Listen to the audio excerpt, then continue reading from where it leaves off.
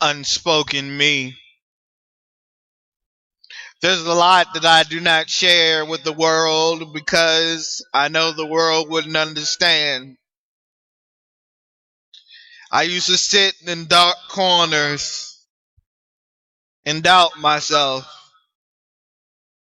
I used to sit in dark corners and wonder what will become of who I was. I was chained. I was a slave in every sense of the word. I was brutalized and tortured by every sense of the word.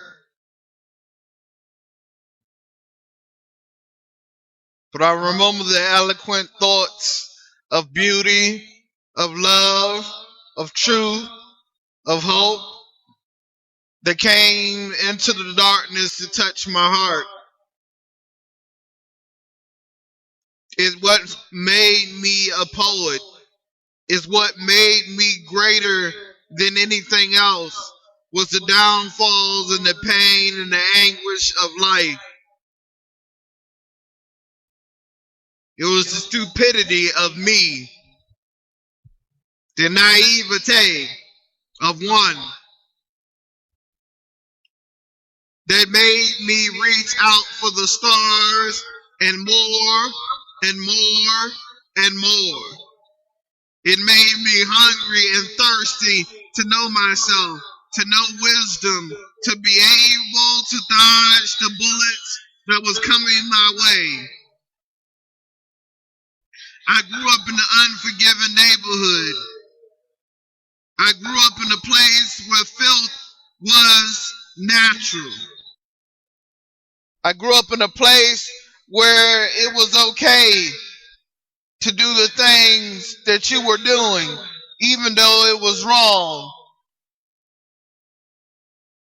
I lived in a cage for 14 years, watching the world around me deteriorate and bloom and blossom and change and transform. I saw the powers of man.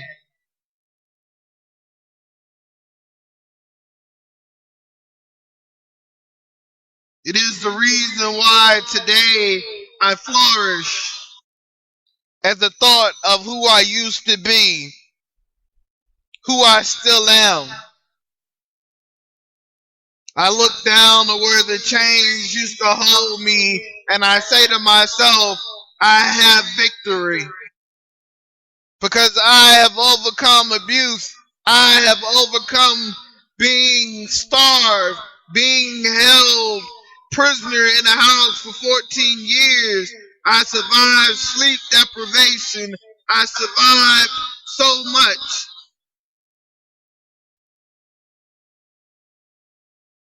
And at the healing of my mind,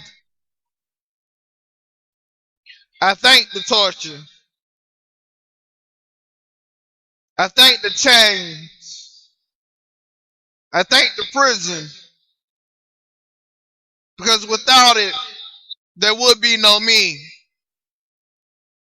Without it, there would be no hope.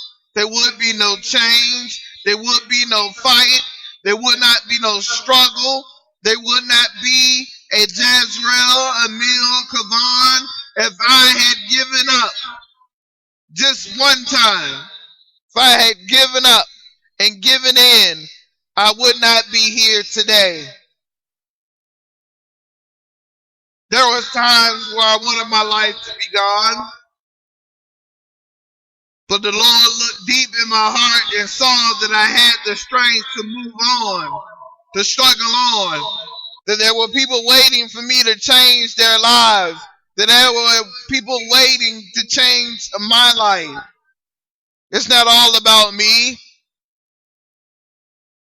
The unspoken me says that there is a set of laws in each of us that we must follow to be able to reap the victory that we once held in our hands.